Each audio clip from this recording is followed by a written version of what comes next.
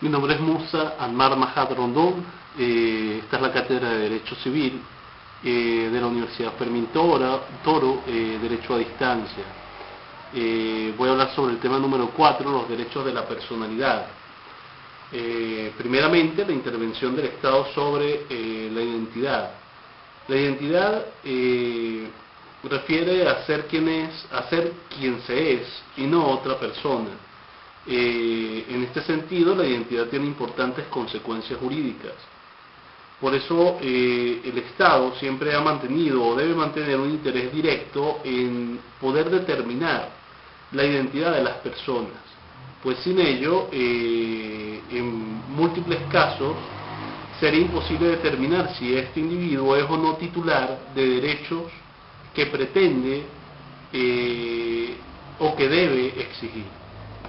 En el derecho venezolano, el sistema fundamental de identificación se basa en medios que bien pudieran decirse documentales, es decir, documentos que prueban o refieren a la existencia de cierta identidad. Los medios fundamentales de identificación varían según la nacionalidad de las personas y se pueden distinguir básicamente los siguientes. Si debe identificarse al venezolano en el país, se recurre a la cédula de identidad. Si se debe identificar al venezolano en el exterior, pues se recurre al pasaporte. Si se debe identificar al extranjero que no se encuentra en el país, se recurre a los medios de identificación previstos en la ley nacional. Y si se debe identificar al extranjero que se encuentra en el país, se recurre a diversos documentos, entre los cuales están también, por ejemplo, las cédulas de identidad para extranjeros que la ley prevé. Sobre la extensión y contenido de la categoría de los derechos de la personalidad, está, por ejemplo, los derechos a la individualidad o identidad, los derechos sobre el cuerpo, los derechos relativos a la personalidad moral. Respecto a los derechos a la individualidad o identidad, se sabe que toda persona tiene interés legítimo en afirmar su individualidad en cuanto ésta es distinta de las demás. En este orden de ideas juega entonces un papel distintivo el nombre, el seudónimo, el sobrenombre. Con respecto a los derechos sobre el cuerpo, los derechos de la personalidad sobre el cuerpo se manifiestan en el derecho a la vida, por ejemplo, en el derecho a la integridad física también, y también en el derecho a disponer del propio cuerpo.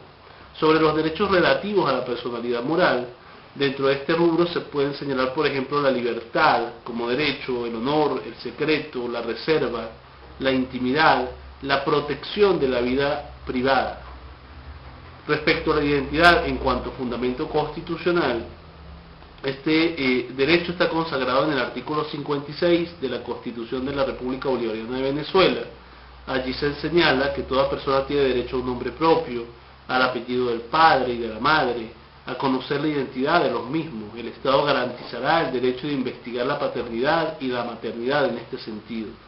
Toda persona tiene el derecho de ser inscrita gratuitamente en el registro civil después de su nacimiento y obtener documentos públicos que comprueben su identidad biológica de conformidad con la ley. Estos no contendrán mención alguna que califique la filiación. Respecto a las sedes jurídicas de las personas naturales, interdicción, inhabilitación, no presencia y ausencia, se tiene, por ejemplo, por sede jurídica, se entiende aquel lugar donde las leyes o el derecho considera localizada a una persona para un efecto jurídico determinado. Por ejemplo, allí se puede mencionar el domicilio, la residencia, la habitación. Respecto a la interdicción, esta constituye el estado de una persona a quien se le ha declarado incapaz de actos de la vida propiamente civil, sea que porque carece o adolece de un defecto intelectual grave o por virtud de una condena de tipo penal. Sobre la no presencia y la ausencia, ambas son instituciones distintas que coinciden en proveer a la protección de determinadas personas que se encuentran impedidas de obrar por sí mismas.